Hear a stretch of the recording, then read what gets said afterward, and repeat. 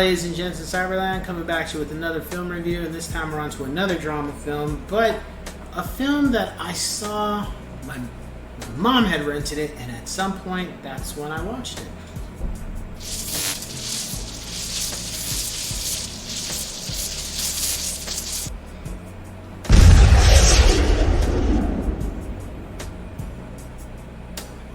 Soul Food. So, this film we got Vivica A. Fox, Vanessa Williams, Nia Long, Mekhi Phifer, and I think Michael Beach. He's done a lot of great films too. I forget about him.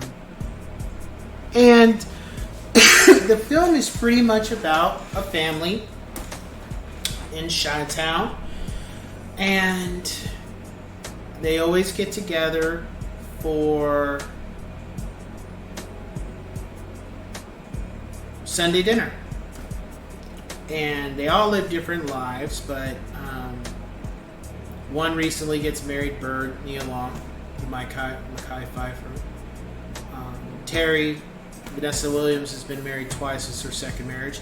And Vivica A. Fox, who's married and has 3 kids. And the film just deals with how they interact with each other, deal with life, and then how they deal with tragedy. And at the beginning of the film, we see how Vivica and Vanessa Williams, they don't get along. Their characters are always fighting, bickering about some shit. Doesn't matter. Always got something to go against each other. And then the tragedy strikes. It already starts at the very beginning that Big Mama Joe, I believe that's, yes, Josephine, but they call it Big Mama Joe. She has diabetes. And, you know, with having diabetes means that you're prone to have a lot of health issues. And that ends up happening, and it splinters the family. Splinters the family real bad. And little by little we start to see, because of her illness and what happens to her in the hospital, that the family starts infighting. On top of that, certain family members start having more problems. And I really just think what happened to her was real. Mama Joe was kind of what caused everything to kind of go sideways one way or another. It wasn't intentional. It just, shit happens. And for the most part, the family is really disconnected at that point, not getting along. And the turning point is Vivica A. Fox's character, who, you know,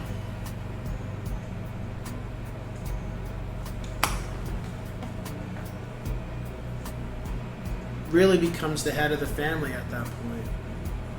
She didn't want the job, but she realizes that this is her place and this is what needs to be done. No ands, no buts. That's her role. It's kind of like,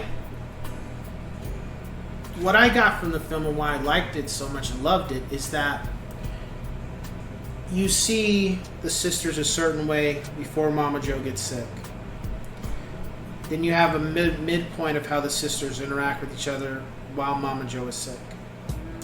And towards the end of the film, you see how the sisters, even though they're already adults, you see them having to mature to an extent, to grow up a little bit with what happens to Mama Joe and how they need to interact with each other as sisters, and how they need to play their position in the family for everybody.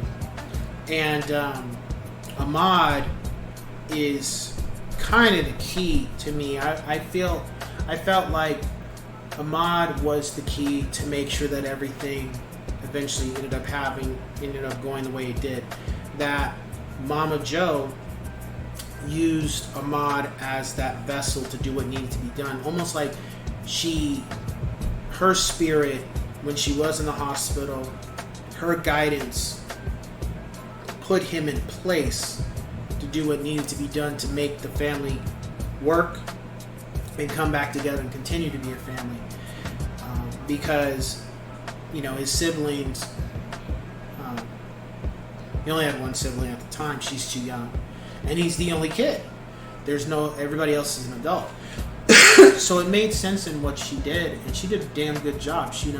And I think it's one thing I liked about Soul Food is that it's not about the food. It's the fact of, as we get older, as you get older as siblings and parents, there's going to be good times and bad times. But at a certain point, if you have an ability to do something to keep the family working, you do it. Or if you know somebody that can do it, you kind of take them under your wing kind of thing one way or another and start guiding them towards being able to do what needs to be done, because that's how traditions carry on. That's how families stay together. It's not necessarily you have to be always blood, but that's how you make things work. So, Soul Food to me is a film I really like to watch during the holidays, like Thanksgiving and Christmas time, and I'm pretty sure I'll be watching it again when that comes around, because it's not a fantasy movie, but it's just a very, it's just a harmonizing type of film, even though it has some situations that aren't for kids. I would say that much. So definitely don't watch this with your children. That's a no-no. Unless they're grown. So with that being said, oh shoot, I forgot to say, what am I rating for the film? What did I give? 10 out of 10, yes sirs. Definitely. It's like one of my favorite black films, and I don't mean black films like, but a film that has a black ensemble. It is one of my favorite. Definitely. Because you get so many things going on, and it's just, you always wonder how it's going to work. So with that being said, I will catch you guys on the next one. Take care.